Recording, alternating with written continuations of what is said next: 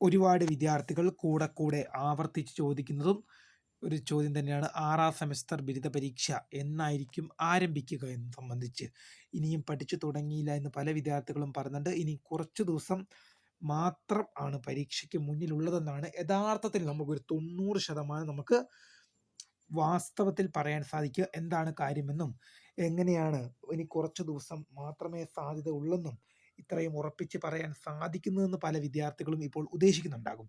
അതിനുള്ള മറുപടിയിലേക്ക് നമുക്ക് പോകുന്നതിന് മുമ്പായിട്ട് ആദ്യമായിട്ട് ഈ ചാനൽ കാണുന്ന വിദ്യാർത്ഥികൾ ഉണ്ടെങ്കിൽ തീർച്ചയായും മറക്കണ്ട, നിങ്ങളെ ഞാൻ ചാനലിലേക്ക് സ്വാഗതം ചെയ്യുകയാണ്. ഇപ്പോൾ തന്നെ സബ്സ്ക്രൈബ് ചെയ്ത് വെക്കുക. സബ്സ്ക്രൈബ് ചെയ്യുന്ന നോട്ടിഫിക്കേഷൻ ബെല്ലുകളുള്ള ഓപ്ഷൻ എനേബിൾ ചെയ്യുക. അതുപോലെ തന്നെ ചാനൽ വീഡിയോസ് നിങ്ങൾക്ക് ഉപകാരപ്രദമായി തോന്നുന്നുണ്ടെങ്കിൽ തീർച്ചയായും ഒന്ന് ലൈക്കും കൂടി ചെയ്യുക. അതുപോലെ തന്നെ നിങ്ങളുടെ സുഹൃത്തുക്കളിലേക്ക് ഷെയർ ചെയ്ത് കൊടുക്കാനും കൂടി പ്രത്യേകം ശ്രദ്ധിക്കുമല്ലോ. അപ്പോൾ നമുക്ക് നേരെ വീഡിയോയിലേക്ക് പോകാം. ഒരുപാട് വിദ്യാർത്ഥികൾ ചോദിച്ചു കൊണ്ടിരിക്കുന്ന ഒരു ചോദ്യമാണ്. 6ാം സെമസ്റ്റർ ബിരുദ പരീക്ഷയുടെ നോട്ടിഫിക്കേഷൻ വന്നു. രജിസ്ട്രേഷൻ അവസാന ഘട്ടത്തിലാണ്. ഫൈൻ ഇല്ലാതെ രജിസ്റ്റർ ചെയ്യാനുള്ള ഡേറ്റ് 15 കഴിഞ്ഞിരിക്കുകയാണ്. ഇനി 190 രൂപ ഫൈനോട് കൂടി വിദ്യാർത്ഥികൾക്ക് ഈ മാസം 20-ാം തീയതി വരെ വിദ്യാർത്ഥികൾക്ക് രജിസ്ട്രേഷൻ ചെയ്യാൻ സാധിക്കും.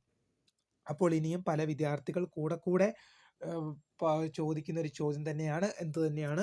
പരീക്ഷ എന്നാണ് ആരംഭിക്കുക? പരീക്ഷാ നോട്ടിഫിക്കേഷൻ, അത് 6ാം സെമസ്റ്റർ ബിരുദ പരീക്ഷയുടെ നോട്ടിഫിക്കേഷൻ വന്നപ്പോൾ വിദ്യാർത്ഥികൾ നോക്കിയ ഏറ്റവും പ്രധാനപ്പെട്ട ഒരു കാര്യം എന്ന് പറയുന്നത് അതിൽ എന്താണ്? പരീക്ഷ തുടങ്ങുന്ന ഡേറ്റ് ആണ് നോക്കിയത്. ഇപ്പോൾ കഴിഞ്ഞ ദിവസം കണ്ണൂർ യൂണിവേഴ്സിറ്റിയുടെ എന്ത് ചെയ്തു?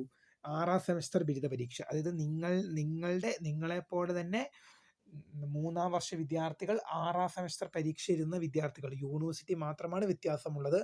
നിങ്ങൾ കാലിക്കറ്റ്, അവർ കണ്ണൂർ യൂണിവേഴ്സിറ്റിയുടെ നോട്ടിഫിക്കേഷൻ വന്നപ്പോൾ ഞാനത് നോക്കിയിരുന്നു, ഡീറ്റെയിൽഡ് വീഡിയോ ചെയ്തപ്പോൾ അതിൽ എന്ത് ചെയ്തിരുന്നു?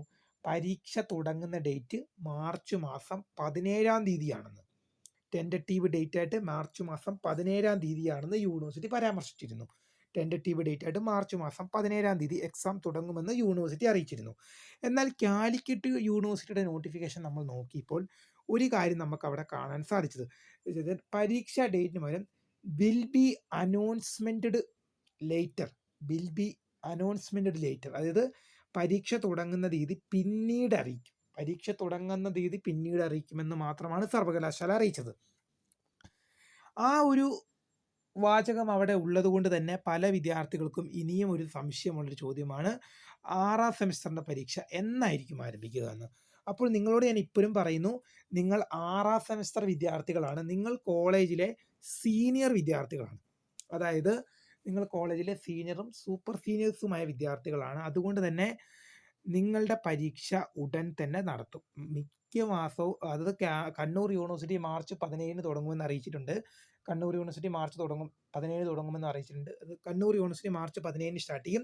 കാലിക്കറ്റ് യൂണിവേഴ്സിറ്റിയും ഏതാണ്ട് തക്കതായ ഡേറ്റുള്ളിൽ, എന്തെങ്കിലും ചെറിയ ഡേറ്റിലൊക്കെ അങ്ങോട്ടും ഇങ്ങോട്ടും ഒരു മാറ്റം വരുന്നതല്ലാതെ മാർച്ച് മാസത്തിൽ തന്നെ ഒരു 90% അല്ലെങ്കിൽ ഒരു 95% മാർച്ച് മാസത്തിൽ തന്നെ നിങ്ങളുടെ 6ാം സെമസ്റ്റർ ബിരുദ പരീക്ഷ നടക്കും.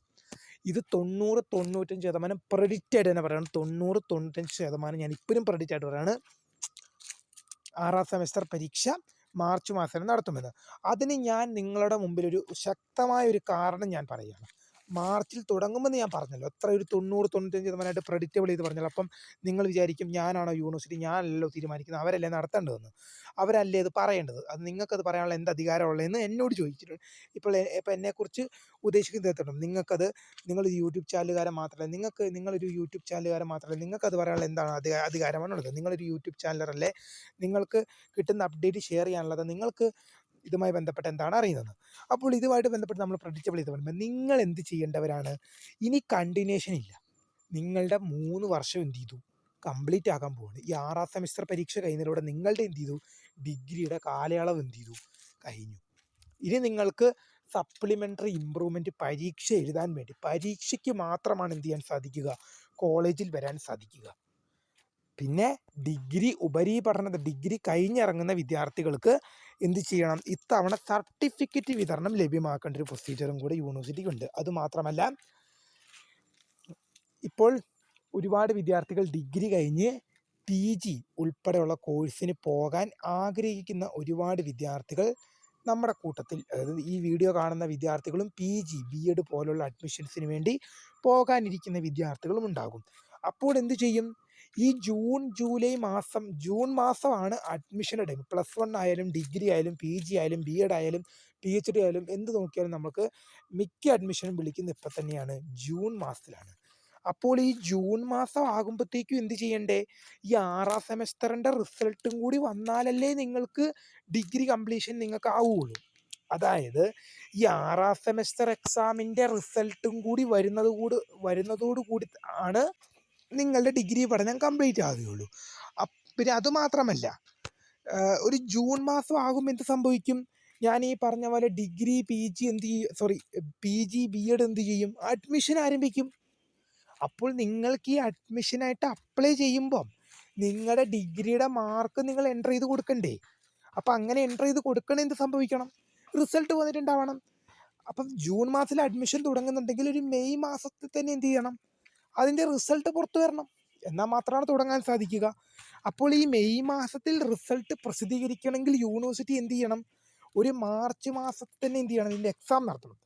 പിന്നെ യൂണിവേഴ്സിറ്റിക്കും അപ്പം ഈ 6ാം സെമസ്റ്റർ പരീക്ഷ മാർച്ച് മാസത്തിൽ നടത്തണം. അതിനിടയ്ക്ക് യൂണിവേഴ്സിറ്റിക്ക് മറ്റൊരു ഡ്യൂട്ടിയും കൂടി ഉണ്ട്. എന്താണ്? 2ാം സെമസ്റ്റർ പരീക്ഷയും 4ാം സെമസ്റ്റർ പരീക്ഷയും ഇതിനോടൊപ്പം തന്നെ എന്ത് ചെയ്യണം? അല്ലെങ്കിൽ തൊട്ടടുത്ത മാസം തന്നെ എന്ത് ചെയ്യണം? ഏപ്രിൽ മാസത്തിൽ തന്നെ എന്ത് ചെയ്യണം? ഈ 2ാം സെമസ്റ്ററും 4ാം സെമസ്റ്ററും നടത്തണം. റിസൾട്ടിൻ്റെ കാര്യത്തിൽ മാത്രം ഇപ്പോൾ 2ാം സെമസ്റ്റർ പരീക്ഷ കഴിഞ്ഞ് വിദ്യാർത്ഥി 3ാം സെമസ്റ്ററിലേക്ക് പോകും. 4 കഴിയുന്ന വിദ്യാർത്ഥി 5ലേക്ക് പോകും. റിസൾട്ട് യൂണിവേഴ്സിറ്റിക്ക് കുറച്ച് ഡിലേ ആക്കിക്കൊണ്ട് പോവാം. 6ാം സെമസ്റ്റർ വിദ്യാർത്ഥികളുടെ കാര്യത്തിൽ കൂടുതൽ ഉത്തരവാദിത്തം കാണിക്കുന്നതുകൊണ്ട് തന്നെ 2ഉം 4ഉം ചിലപ്പോൾ കുറച്ച് വൈകിയേക്കാം റിസൾട്ടിൻ്റെ കാര്യത്തിൽ. പക്ഷെ പരീക്ഷ അങ്ങനെ വൈകിച്ചുകൊണ്ട് പോകാൻ പറ്റിയല്ലോ. ഇപ്പോൾ ഈ അക്കാദമിക് കലണ്ടർ പ്രകാരം ഈ 6 മാസത്തേക്കാണ് ഷെഡ്യൂൾ ക്രമീകരിച്ച് വെക്കുന്നത്. അതായത് 6 മാസത്തേക്കാണ് ഷെഡ്യൂൾ ക്രമീകരിക്കുന്നത്. അപ്പം അങ്ങനെ വരുമ്പോൾ എന്ത് സംഭവിക്കും? അങ്ങനെ വരുമ്പോൾ വിദ്യാർത്ഥികൾ മനസ്സിലാക്കേണ്ട കാര്യം, യൂണിവേഴ്സിറ്റി ഈ പരീക്ഷ പിന്നെയും വൈകിച്ചുകൊണ്ട് പോകാൻ യൂണിവേഴ്സിറ്റികൾക്ക് ബുദ്ധിമുട്ടുണ്ട്. അതായത് യൂണിവേഴ്സിറ്റികൾ ഇങ്ങനെ പരീക്ഷ വൈകിച്ചത് ഈ 2, 4, 6ാം സെമസ്റ്റർ വിദ്യാർത്ഥികളുടെ കാര്യത്തിൽ ശ്രദ്ധ കേന്ദ്രീകരിക്കാൻ വേണ്ടി 2ാം സെമസ്റ്ററും 4ാം സെമസ്റ്ററും നീട്ടിക്കൊണ്ട് പോയി കഴിഞ്ഞാൽ എന്താണ് സംഭവിക്കുക? 2ാം സെമസ്റ്റർ വിദ്യാർത്ഥികൾക്ക് 3ാം സെമസ്റ്റർ തുടങ്ങേണ്ട സമയവും അതുപോലെ തന്നെ 4ാം സെമസ്റ്റർ വിദ്യാർത്ഥികൾക്ക് 5ാം സെമസ്റ്റർ തുടങ്ങേണ്ട സമയവും ഒക്കെ എന്ത് ചെയ്യും? നല്ല ഡിലേ വരും. ഒരു പരീക്ഷ വന്നു കഴിഞ്ഞാൽ ആ വിദ്യാർത്ഥിയുടെ അടുത്ത ആ ബാച്ചിലെ സ്റ്റുഡൻസിൻ്റെ അടുത്ത സെം എക്സാമിനും എന്ത് ചെയ്യും? നീണ്ടു പോകും. അപ്പോൾ ഈ യൂണിവേഴ്സിറ്റിക്ക് എന്തുണ്ട്? ഈ നിശ്ചിത കാലയളവിനുള്ളിൽ എല്ലാ കാര്യങ്ങളും പൂർത്തീകരിക്കേണ്ടത് ഒരു ആവശ്യവും കൂടിയുണ്ട്. അതുമാത്രമല്ല, 6ാം സെമസ്റ്റർ ബിരുദ പരീക്ഷ നടത്തുന്നതിനോടൊപ്പം തന്നെ 2ഉം നടത്തണം. 2ഉം 4ഉം നടത്തണം. 2ാം സെമസ്റ്ററും 4ാം സെമസ്റ്ററും നടത്തണം. അങ്ങനെ വരുമ്പോൾ എന്ത് സംഭവിക്കും? യൂണിവേഴ്സിറ്റികൾക്ക് അധികം ദിവസം വെച്ചുകൊണ്ടിരിക്കാമല്ലോ. ഇപ്പോൾ കണ്ണൂർ യൂണിവേഴ്സിറ്റിയുടെ സർക്കുലർ വന്നപ്പോൾ അവർ കൃത്യമായി വ്യക്തമാക്കി, മാർച്ച് മാസം 17-ന് സ്റ്റാർട്ട് ചെയ്യും. മാർച്ച് മാസം 17-ാം തീയതി എക്സാം സ്റ്റാർട്ട് ചെയ്യുന്നു. അപ്പോൾ ഞാൻ നിങ്ങളോട് ഇപ്പോഴും ഒരു കാര്യം ഉറപ്പിച്ച് പറയുന്നു, ഇനിയും പഠിച്ചു തുടങ്ങാത്ത വിദ്യാർത്ഥികളോടാണ് ഇനി പറയാനുള്ളത്, മാർച്ചിൽ പരീക്ഷ തുടങ്ങുമെന്ന് മനസ്സ് വെച്ച് പഠിച്ചോളൂ. മാർച്ചിൽ പരീക്ഷ തുടങ്ങും. ഇനി ചിലപ്പോൾ എന്തെങ്കിലും നീണ്ടുപോയാൽ പോലും മാർച്ചിൽ തുടങ്ങുമെന്നുള്ള ഒരു കാര്യം മുന്നിൽ കണ്ടുകൊണ്ട് തന്നെ പഠിച്ചോളൂ. കാരണം എന്ന് വെച്ച് കഴിഞ്ഞാൽ എന്താണ്? ഇപ്പോൾ കേരളത്തിലെ എല്ലാ യൂണിവേഴ്സിറ്റികളുടെ കാര്യം എടുക്കുകയാണെങ്കിൽ ഏതാണ്ട് ഒരു സമയത്തിനാണ് നടത്തുന്നത്. ഇപ്പം നിങ്ങളുടെ നിങ്ങൾക്ക് അക്കാദമിക് കലണ്ടർ യൂണിവേഴ്സിറ്റി വെബ്സൈറ്റിൽ ലഭ്യമാണ്. അത് നിങ്ങൾ എടുത്ത് നോക്കിക്കഴിഞ്ഞാൽ നിങ്ങളുടെ 6ാം സെമസ്റ്ററിൻ്റെ ഒരു ടെൻറ്ററ്റീവ് ഡേറ്റ് ആയിട്ട് നിങ്ങൾക്ക് മാർച്ച് മാസമായിരിക്കും അക്കാദമിക് കലണ്ടറിൽ കാണാൻ സാധിക്കുക. മാർച്ച് മാസമാണ്. ഇപ്പം നിങ്ങളുടെ 6ാം സെമസ്റ്റർ ബിരുദ പരീക്ഷയുടെ ടെൻറ്ററ്റീവ് ഡേറ്റ് ആയിട്ട് മാർച്ച് മാസമായിരിക്കും നിങ്ങളുടെ അക്കാദമിക് കലണ്ടറിൽ കാണാൻ സാധിക്കുക. അപ്പോൾ ഈ അക്കാദമിക് കലണ്ടർ എന്ന് പറഞ്ഞൊരു സംഗതിയുണ്ട്. ഈ അക്കാദമിക് കലണ്ടർ പ്രകാരമാണ് യൂണിവേഴ്സിറ്റികൾ എന്ത് ചെയ്യുന്നത്? ഓരോ കാര്യങ്ങളും ഫോളോ ചെയ്തു പോകുന്നത്. അപ്പോൾ ഇത് പ്രകാരമാണ് യൂണിവേഴ്സിറ്റികൾക്ക് മുന്നോട്ട് പോകുന്നത്. അതുകൊണ്ട് തന്നെ 6ാം സെമസ്റ്റർ വിദ്യാർത്ഥികൾ ജാഗ്രത പുലർത്തേണ്ടതും വളരെയധികം ഗൗരവമായി എടുക്കേണ്ട ഒരു വിഷയമാണ്. അഥവാ നിങ്ങൾക്ക് ഈ 6ാം സെമസ്റ്ററിൽ ഈ 5 വരെയുള്ള സെമ്മുകൾ നിങ്ങൾക്ക് സപ്ലി ഇല്ല, അഥവാ നിങ്ങൾ 6ാം സെമ്മിൽ സപ്ലി വന്നു കഴിഞ്ഞാൽ, എൻ്റെ പൊന്നു വിദ്യാർത്ഥികളെ, ഞാൻ നിങ്ങളോട് ഉറപ്പിച്ചൊരു കാര്യം പറയുകയാണ്, നിങ്ങൾക്ക് ഈ 6ാം സെമ്മിൽ സപ്ലി വന്നു കഴിഞ്ഞാൽ നിങ്ങൾ പെട്ടു എന്ന് തന്നെ പറയാം. കാരണം നിങ്ങളുടെ ജൂനിയേഴ്സിനൊപ്പം അടുത്ത മാർച്ചിൽ മാത്രമേ എന്ത് ചെയ്യാൻ പറ്റൂ? നിങ്ങൾക്ക് എഴുതാൻ പറ്റൂ. കളിയാക്കിക്കൊണ്ടോ ചിരിച്ചുകൊണ്ട് പറഞ്ഞാൽ ഗൗരവമായിട്ട് തന്നെ പറഞ്ഞൊരു കാര്യമാണ്. ഈ 6ാം സെമസ്റ്റർ, ഈ മാർച്ച് മാസത്തിൽ നടക്കാൻ പോകുന്ന 6ാം സെമസ്റ്റർ പരീക്ഷയിൽ നിങ്ങൾക്ക് സപ്ലി വന്നു കഴിഞ്ഞാൽ അത് നിങ്ങൾ ക്ലിയർ ചെയ്യാൻ ഈ അടുത്ത മാർച്ച് വരെ, ഈ 2025 മാർച്ചല്ല, 2026, വീണ്ടും പറയാണ് 2026 മാർച്ചിൽ നടക്കാൻ പോകുന്ന 6ാം സെമസ്റ്റർ സപ്ലിമെൻ്ററി പരീക്ഷയ്ക്ക് വേണ്ടി നിങ്ങൾ കാത്തിരിക്കേണ്ടി വരും. ഒരു വർഷം നിങ്ങൾക്ക് എന്തുണ്ടായില്ല, നിങ്ങൾക്ക് വെറുതെ നിങ്ങൾ ഇരിക്കേണ്ടി വരും. നിങ്ങളുടെ ഒരു വർഷം നിങ്ങൾക്ക് നഷ്ടമാണ്. നിങ്ങൾക്ക് പിന്നീട് ക്ലിയർ ചെയ്യാൻ നിങ്ങൾ ഒരു വർഷം കാത്തിരിക്കേണ്ടി വരും. അതിൻ്റെ ഒന്നും ആവശ്യമില്ല. ഞാൻ ഇപ്പോഴും പറയാണ്, തീർച്ചയായും നല്ല രീതിയിൽ പഠിച്ചു മുന്നേറുക. മാർച്ച് മാസത്തിൽ പരീക്ഷ തുടങ്ങുമെന്നുള്ളൊരു വിശ്വാസത്തോടെ തന്നെ മുന്നേറുക. തീർച്ചയായും ഇതുമായി റിലേറ്റ് ചെയ്യുന്ന കൂടുതൽ എന്തെങ്കിലും അറിയിപ്പുകൾ വരുവാണെങ്കിൽ തീർച്ചയായും നിങ്ങളിലേക്ക് അറിയിക്കും. വീഡിയോ ഇഷ്ടപ്പെട്ടാൽ ലൈക്ക് ചെയ്യുക, ഷെയർ ചെയ്യുക, സബ്സ്ക്രൈബ് ചെയ്യുക. അപ്പോൾ my name is Cray, the founder of Scray photo, the career guidance. Thank for watching. By.